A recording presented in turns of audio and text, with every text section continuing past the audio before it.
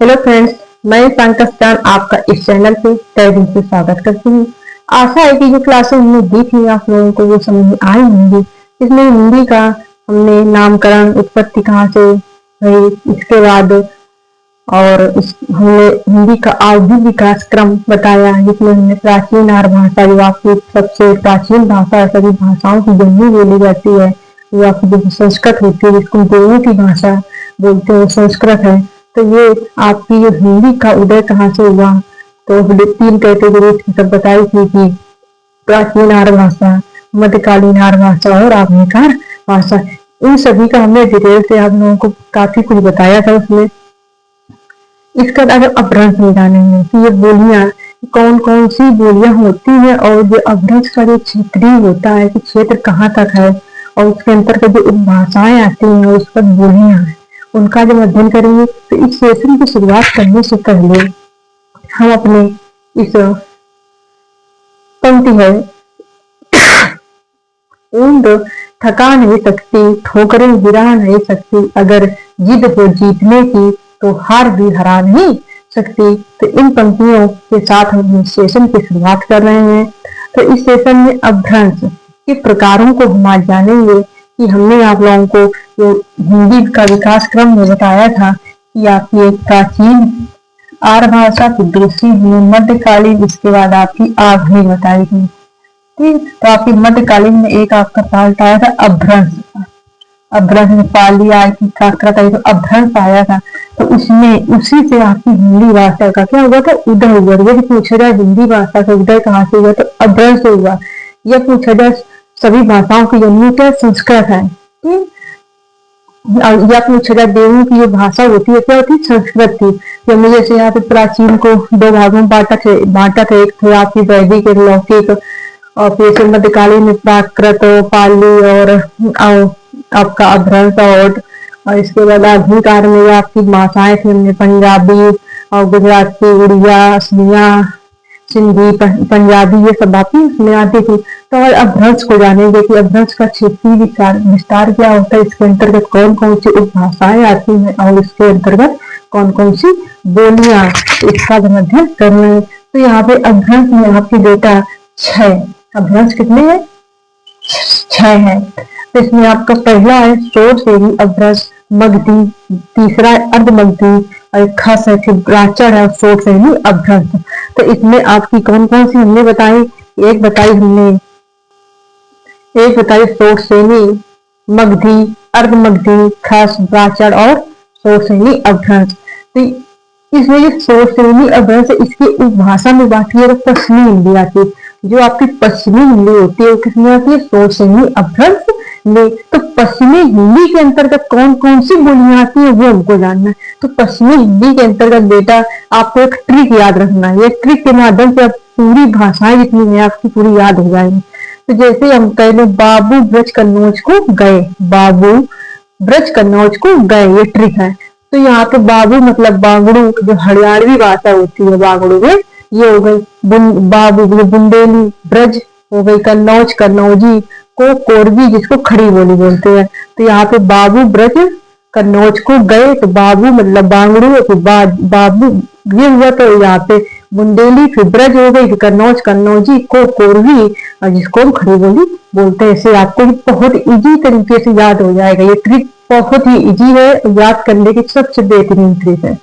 इसके बाद मगधी, मगधी की उपभाषा होती है बिहारी हिंदी। मगधी में कौन सी हिंदी आती है, बिहारी हिंदी। तो बिहारी हिंदी में बेटा आपको ट्रिक याद रखना, मामा भोजपुरी वाला, मामा भोजपुरी वाला।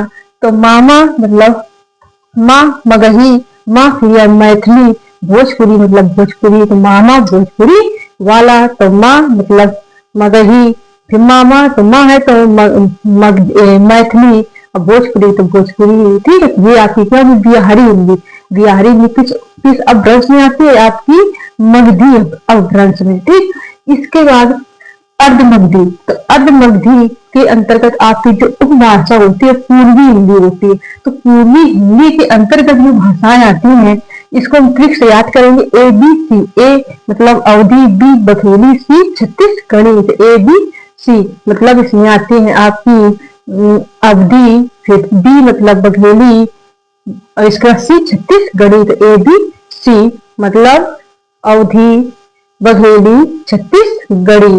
ये आपकी किसमें आती है? आपकी अर्धमगधी अपभ्रंश के अंतर्गत, जिसके अंतर्गत पूर्वी हिंदी, उस भाषा में पूर्वी हिंदी के अंतर्गत 3 भाषाएं, अवधी, मैथिली, छत्तीसगढ़ी। ठीक, इसका हमने ऊपर पढ़ा, रिवाइज करा रहे हैं।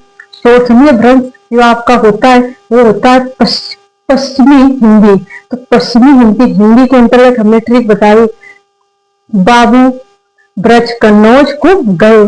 तो बाबू ब्रज कन्नौज को गए, तो बा मतलब आपकी बांगड़ू, तो बाबू बा, तो ये आपकी हो जाएगी मुंडेली। ब्रज ब्रज होगी, कन्नौज कन्नौजी को, कोरवी मतलब खड़ी बोली इसको बोलते हैं। ठीक, इसके बाद हमने दूसरा बताया मगधी।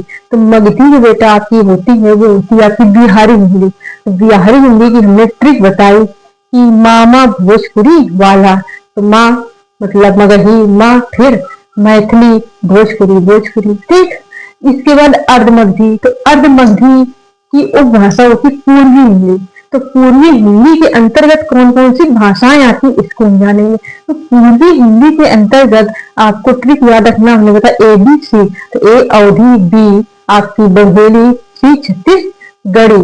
तो अवधी, बघेली, छत्तीसगढ़ी किसके अंतर्गत आती है? आपकी अर्धमगधी अपभ्रंश के अंतर्गत। उस भाषा में आपकी क्या आएगी? पूर्वी हिंदी।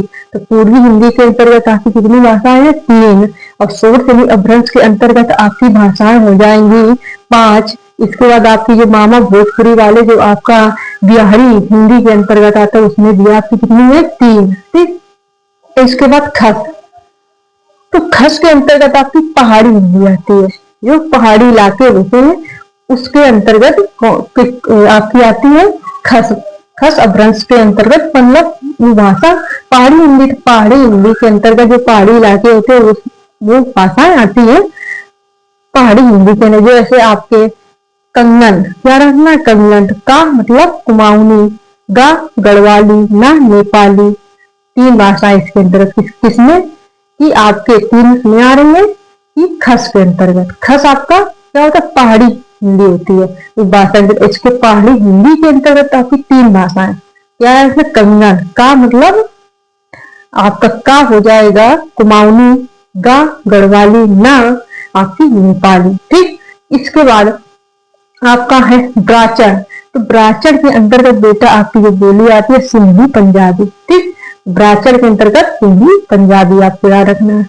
इसका शोर श्रेणी अपभ्रंश। तो शोर श्रेणी अपभ्रंश के अंतर्गत जो उपभाषा आती है राजस्थानी हिंदी आती है। कौन सी भाषा? राजस्थानी हिंदी। तो राजस्थानी हिंदी के अंतर्गत कौन कौन सी बोलियां हैं? तो ये आपको ट्रिक याद रखना है, मम्मी जी। कौन सा? मम्मी जी। तो मम्मी जी मतलब आपकी मारवाड़ी, और इसके बाद फिर माँ है तो मालवी, फिर मम्मी जी मतलब राजस्थानी। तो यहाँ पे मारवाड़ी जो होती है जो पश्चिमी राजस्थान में बोली जाती है। तो मारवाड़ी होती है कहाँ पे? पश्चिमी राजस्थान में बोली जाती है। इसके बाद आपका जो जी हमने आज जयपुरी बनाई थी, जयपुरी जो भाषा होती है पूर्वी राजस्थान में बोली जाती है। ठीक है, जयपुरी पूर्वी राजस्थान। इसके बाद आपका जो मारवाड़ी है वो आपकी पश्चिमी राजस्थान के एरिया में बोली जाती है। तो इन सभी अपभ्रंश को आपको याद करना होगा। इसके अंतर्गत कौन सी उपभाषा आती है और उस भाषा के अंतर्गत कौन सी बोलियां आती है आपको उनको याद करना होगा। इसके बाद इन भाषाओं का क्षेत्र भी याद करना होगी। कौन सी कन्नौजी कब किस क्षेत्र में बोली जाती है, बांगड़ू कहाँ पे, बुंदेली कहाँ पे बोली जा रही है। पश्चिमी हिंदी है पश्चिमी क्षेत्र में बोले, लेकिन कौन कौन से क्षेत्र है, कहाँ किस जिले में, किस राज्य, ये सभी आपको अगले सेशन में बताएंगे, क्योंकि यहाँ से क्वेश्चन पूछे जाते हैं तो आपको याद करना होगा। तो आशा है कि आप लोगों को ये समझ में आए होंगे और अपने इस क्लास को हम निरंतर बढ़ाते रहेंगे और ये श्रृंखला की कड़ी हम हमेशा बांधते रहेंगे।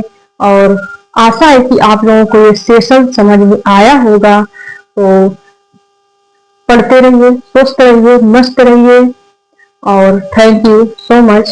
Take care, bye bye.